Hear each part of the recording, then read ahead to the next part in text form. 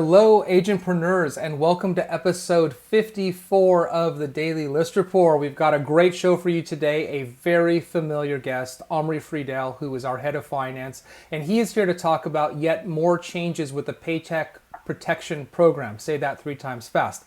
His episodes have been some of the most popular ones on our YouTube channel. I know a lot of you have been able to take advantage of this amazing benefit and are curious to know what's going on and what changes. We're going to talk today about if you can say this, the Paycheck Protection Program Flexibility Act and exactly what that means. While you're here, you're on YouTube, make sure you subscribe to our channel so you don't miss any of these episodes. We've got 50 plus amazing episodes with tremendous guests right before this. If you haven't seen them, check them out. Make sure you subscribe so you don't miss a thing. With that, what I'm going to do is I'm going to bring on Omri Friedel. Omri, why don't you say hello to the agentpreneurs of ListReports? Hello, agentpreneur ListReports. Very happy to be back on, Randy. It's great to have you back on, Omri. Always good to have you. Always good to see your face. You have worked tirelessly with your team and other parts of our team on understanding all of the machinations and changes as it relates to the PPP program. And, just high level, Omri, as we just talked about, before we get started, what's going on? You're going to go into great level of detail here, but just high level, what's happening right now and why are you back on the show? So, as you know, the PPP came out very fast and very furious, and frankly, created a lot of confusion. Regulations came out fast. They were thought out to the degree possible, but not fully. And as a result, there have been subsequent regulations that are continually changing, and the regulators, credit to them, are trying to add clarity, visibility, and understanding while also addressing the realities of the actual economy and the business world. So as these regulations come out, they change what historically had come out, try to make it a little easier and a little bit more in tune with how reality is shaping out to be, and really trying to help out the business owners and entrepreneurs that are using this PPP program. So as a Awesome. result, last week we got further regulations, and I doubt it will be the last one. I'm pretty sure we're going to get a few more sets of these over the next couple of months. Absolutely. I think, though, as you said, though, usually when I hear the word regulation, I kind of cringe, right? But in this case, I think this clarification is actually going to be welcome. So would you characterize like that? This is sort of good news, right? I think it's good news. I think there was a lot of confusion on how forgiveness was going to be applied to anyone who received a PPP loan. A lot of discussion on what can people actually spend the money on, and does that align with the business reality? And these regulations are a first attempt to try and fix that and address that and really make it more aligned to how business is going to operate right now. So it should be beneficial for most people. And as I go through the slides, you'll notice the intention here is really to maximize forgiveness for everyone. Yes. So these are, and I'd agree with you, usually regulations make you cringe. These are the Yeah. regulations. They're trying to help the business owners out in the nature of the original act. And the original act was to protect our businesses to continue to operate without penalizing them, with the intention of actually achieving forgiveness. And this just continues to align with that. Goes to, hey, how can we help all the businesses really get forgiveness if they've spent the funds in the appropriate manner? Beautifully said. So that's great. So what we're going to do is we always do, Omri, is I'm going to let you drive. I'm going to take a step back here. I'll interject if I have any questions. But with that, why don't you go ahead and go through some of the slides and the details of this Flexibility Act? Absolutely. So the Paycheck Protection Program Flexibility Act, as Randy said, it's getting difficult to say. So yes, there are more new regulations, and I don't think it's the last time. I think we'll get a few more in the coming. So on June 5th, President Trump signed the very aptly named Paycheck Protection Program Flexibility Act into law. This amends the PPP, and it provides borrowers with greater flexibility on how their PPP loan is spent, the time to spend the loan, and the time to return to pre-COVID-19 levels, since originally we had a little bit of time, but frankly, none of us really know how long that will take, and all with the intention of providing full forgiveness to people who have borrowed. It is retroactive, so it does affect anyone who's borrowed subsequently, as well as anybody who continues to borrow. And as a point, there are still funds available. It's not spelled out in the deck, but there's still over $100 billion, I believe, available. Sorry, 100 million still available that we applied for until June 30th. Again, the overall aim here is just to make it easier for anyone who's borrowed to get full forgiveness. And I'm going to summarize a few of the key changes that have occurred. So first, extension of the covered period from 8 weeks to 24 weeks. Under the original guidance, borrowers had 8 weeks from receipt of loan to spend it, or an adjusted period of 8 weeks starting at the next payroll cycle. This was defined as the covered period. The PPP created flexibility for borrowers, allowing them to either use the 24-week period, and that's what it defaults for any new loans, or to elect to keep the original 8-week period if they received the loan before enactment. So note that it's either or. You can't play with both. You can't play in between. It's a 24-week period or an 8-week period, and that the period in between must end before December 31st, 2020. So they do want to have an end date for this entire program. Again, this recognizes the economic reality that it's difficult to incur all the payroll costs within the 8 weeks. Businesses have changed, pay cuts may have occurred, employees may have gone on to other places. We all know the unemployment rates. So it just might be hard to actually incur the costs. So that's why the longer period. Important to note, under either scenario, full forgiveness is possible, but I would encourage everyone to really examine what is the right period for them. Under 8 weeks, you still have and are allowed to spend the same amount of money. Under 24 weeks, it's a much longer time frame, and you ensure you're still available during that time frame. So do your evaluation, do your analysis, go through the different permutations, and see what works better for your business. Also, extension of the workforce and payroll restoration. Part of the original act in forgiveness penalized to some degree if your workforce was greatly reduced, and we went through that in our last presentation. So if you had 20 employees and you reduced that to 15, there was a significant chance that your entire forgiveness amount would be reduced by a pro rata share. This helps to amend and create some flexibility in that. So under the original guidance, to rehire or revert any pay cuts by June 30th. That might not be possible in the new reality, so that's been extended, potentially, depending on the period you choose, up until December 31st, 2020, without any forgiveness penalty. So you have time to restore your business to what it was pre-COVID-19 levels. Additionally, there are 2 new safe harbor exceptions that effectively remove the penalty if you actually had a workforce reduction. The original ones we had, and they're stated there in the 3rd sub-bullet, is if you wanted to rehire an employee but they rejected your offer, if there was a dismissal for cause, or if there was a voluntary resignation, all standard cause of business. They added 2 new ones. If you're unable to rehire your employee or a similarly qualified employee, that might occur, it might be difficult, or if you can't return your business to pre-COVID-19 levels for whatever economic reasons, that would still allow you to have reduced your workforce or pay levels and still meet the safe harbor exemption and thus not get penalized. Again, these are very broad exceptions. There's a lot of ways to interpret them, and they effectively create a proportional reduction in FTE without impacting your forgiveness. If you lost a couple of employees and you don't have a need to replace them, you shouldn't be forced to replace them just because of this PPP, and that's what this clause is trying to recognize. Next one, the payroll restriction has been adjusted. If you recall, the original payroll restriction was that payroll costs had to account for at least 75% of the forgiven amount, and that's bolded for a reason, in order to achieve full forgiveness. That was unclear originally when the act was published, and then created a little bit of confusion when it was published as part of the forgiveness calculation, as it was really 75% of the forgiven amount. Now, the Flexibility Act requires that 60% of the loan amount is spent on payroll costs, as we've previously defined, to obtain any forgiveness. It introduces some sort of what we'd call a cliff. You have to spend that loan amount, or at least 60% of it, on payroll. You can spend the rest of other things. You can spend more on payroll and then the rest on other things, but it does create a bit of a, if you've only spent it on other things, you're not going to get any amount of it. And it introduces something a little bit nuanced, which is why I expect more clarity to come. There's the context now of a forgiven amount and a loan amount, and those two are actually different things. Loan amount being what you borrowed, forgiven amount is what you're going to get forgiven.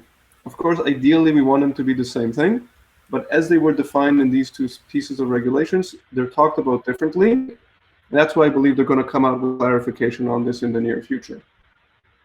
Regardless, as we previously discussed, you spend the money on payroll and the other things that are allowed, nothing new has been added in terms of eligible expenses. That could change too, but currently it has not. And make sure you track everything accordingly. So allocate your money to payroll first, and then to the other items, and that should help you ensure you get your appropriate forgiveness amounts. Next point, loan term and the payment deferral. Under the original guidance, the original loan term effectively ended up being 2 years. Even though there was discussion on it being longer, all the loans came out as a 2-year term at a 1% rate and a 6-month payment freeze, meaning you don't have to pay any principal or interest for 6 months. With all these changes that are happening, that 6-month and that 2-year might not actually be reflective of reality anymore. So the Flexibility Act extended the repayment period 5 years on new loans, giving people more time to pay it back. Only on loans that are new. So if you received your loan previously, you have a documented signed loan for a 2-year term, you can reach out to your lender, and that discussion and negotiation will need to happen with your lender, and you could ask for an extension, but the lender is not mandated to actually agree. I don't know how they'll react, but of course the key, you get your loan forgiven, the term doesn't really matter anymore. There's nothing to repay because it's all been forgiven. As we've said, all of these changes have significant impact to timing. Week period extended to a 24-week period means a longer time frame until you can really evaluate your business, and you could fully go through that 6-month payment, which is why the payment holiday has been extended as well. So it's been extended until the date is determined whether or not you've been forgiven.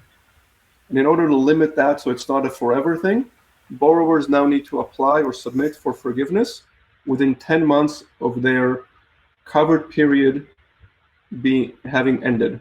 So if you pick a 24-week period, at the end of that period, you have to request forgiveness. 10 months after that is your deadline. You cannot wait 10 months or any longer before you request forgiveness. If you do, they'll start charging you payments. But so long as you request your forgiveness, you do your analysis, no payments will start until that determination has actually been done and made. So you've got a much longer amount of time before you have to pay any money.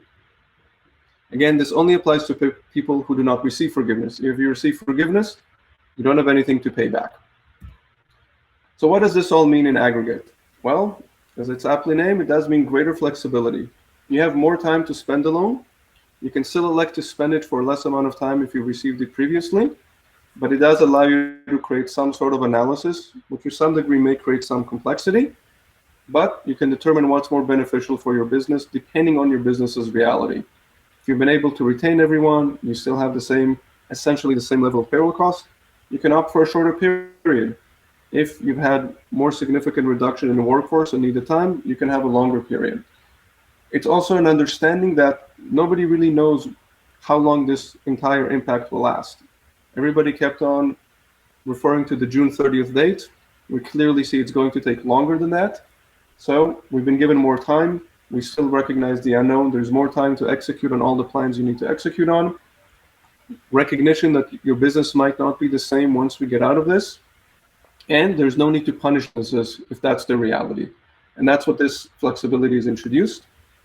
Also, you're going to keep hearing about this as opposed to until October 30th or October 31st of this year, until sometime in 2021, because deadlines have been extended until the end of the year, which means people can receive the loan and spend it until the end of the year, which means they're only going to ask for forgiveness sometime next year. So regulations could keep changing throughout this time frame. And again, as with some new regulations, there's some complexity. None of it is that overly complex. You just need to understand it and just make sure you evaluate all of your options before applying for forgiveness so you can maximize it and ideally get your entire loan forgiven. And some parting thoughts, as we always try to do. Remember, guys, it's still only math, and you have all the numbers and you control all your numbers. You have more time and you have more flexibility. Nobody's going to charge you money anytime soon. You have enough time to evaluate what occurs. If you haven't applied for a loan, you still have time to apply for a loan and spend it through the latter half of the year. Focus on what you can control, and now you have more control on how you spend the money, on what you spend it on, and over the time frame by which you spend it. And just be prepared, there will be new regulations, there will be clarifications, we're already discussing those. Contact your bank. Our lenders already told us they will set up a process and set up forms. So the documentation around and the specific form they published, all of that will become bank process. So contact your bank. And again, you're not alone. Keep asking all of your contacts, business relationships, and consultants, advisors, how they're doing it. And of course, we're always happy to help. If I see comments, we try and address them right through to the YouTube channel and try to help out any way we can. And my team and I are always here to help you as well. And that's all we have for today, Randy. Hopefully it's quick and easy. And as always, I hope it's really valuable for everyone. Well, it clearly is. Like I said, these have been some of our most popular videos, and thank you for taking the time to answer our users, our viewers' questions. Right, as you said, if you have questions, we're going to do our best to give you answers. So go ahead and put those in the comments. Additionally, we're going to put this presentation into the comments as well. So you can have access to this deck. You can take it, look at it, live with it, all of those things. Omri, just a couple quick follow-up things, right? So, in looking at the numbers left in the PPP as of about a week ago, just to confirm, so there's about $120 billion as of a week ago left. And so that means is that if you have not moved to take advantage of this program yet, as Omri said, there's still time. It's not too late, right? And so you can absolutely go out and you can still get funding. There's 2 videos prior to this on our channel. Just look for PPP list report, and you'll be able to find those. And those go through, as Omri, as you've done multiple times, in great detail about how to actually do that. And then the other thing which is interesting, Omri, I guess time will tell, right, is that this is basically giving people more time, right? Like you said, if you got a loan prior to June 5th, there's no obligation for the lender to extend that term from 2 years to 5 years. But for those who got the loan, they should be asking, right? Should they be calling their banks and trying to get that extended? Absolutely. They should be looking at what's the right time frame for them to spend the loan on. And that will be a business by business decision. Some businesses have had very little cuts, have been able to retain everyone. They can spend the payroll and other costs over an 8-week period. Others cannot. And that was the crux of the issue. Right. Other businesses have a lot more overhead costs, not just payroll. They might have inventory, they might have storage, they might have other costs that will account for more than just the 25%. So that has created that change. And certainly if you're coming up to a situation where you haven't spent all the money or you spent it on other things and you may have a loan, 2 years is a fairly quick repayment time frame. It's really quick and it's really hard. So reach out to your bank. They're gonna look, I honestly believe, look to help you and help the economy as a whole, and extending that loan does not hurt them in any way. And it's just a normal conversation to have. Pick up the phone, send them an email, you'll have contacts there, and just ask, hey, as we see it right now, people have a 5-year repayment term. Can we renegotiate the loan? It's stuff, by the way, that happens all the time, every day, everywhere. It's a normal course of business. Yes. And I think some folks were a little bit afraid to go after the loan originally, as they weren't sure how their business what would happen with their business and how they'd use the money. I think now there's better clarity over the last couple of months, how the PPP works, how forgiveness works, and how businesses are shaped. So it might be the right position for you right now to apply for the loan. And with the rush gone, the process will be smoother and easier for anyone applying at this stage. Yeah, I think that's really great advice. And look, at 1%, right, the longer the better, right? If you can get that to 5 years, by all means do that, right? You don't often see interest rates quite that low. Omri, any parting words? I think that's great advice, right? If you haven't done it, now's a great time to do it. The rush is clearly over because there's still money left, right? We exhausted, do you remember we exhausted that first $350 billion in, was it 2 or 3 weeks? It was extremely fast. Less than 2. It was less than 2 weeks. The first tranche was less than 2 weeks. Less than 2 weeks. That's amazing. And like you said, with the additional flexibility here now for businesses who just frankly couldn't deploy this capital at those percentages in 8 weeks, now there's another option there, which I think is extremely helpful for people. So I think that's fantastic. Any parting words for our agents for today, Omri? Otherwise, we'll let you go. I hope everyone is safe. I think the country is beginning to open up in some fashion, so we hope to see everybody's businesses ramp up again. Yes. Especially for this channel, hope to see transaction volume begin up and the people get out there safely. Hope, as always, everyone stays healthy. And if anyone has any questions or any way we can help as a whole, let us know. We'll be very, very glad to do it. Thank you, Omri, for that. Thank you, Omri. We'll talk to you, I'm sure, very soon. If not before, certainly at the point there's another update in the PPP. Looking forward to it. Thank you, everyone. Thanks, Omri. Well, as always, Omri does a tremendous job of summarizing the most important things to know, and I think in a very digestible way. And again, we're going to take that presentation, we're going to post it in the show description and in the comments. Feel free to share that, right? This is information. In fact, the other episodes, which I will also link to, have their own, presentations, and all of the information, frankly, that you need to get started and understand what's going on is right there. And again, as Omri said, he's been so gracious with his time. If you have questions, ask them. We will do our best to answer them as quickly as possible. So take advantage of this program if you haven't already. If you have, make sure you follow these updates so that you know what implications that has for your business. And until tomorrow, be safe, be healthy, be happy, and we'll see you soon. Bye.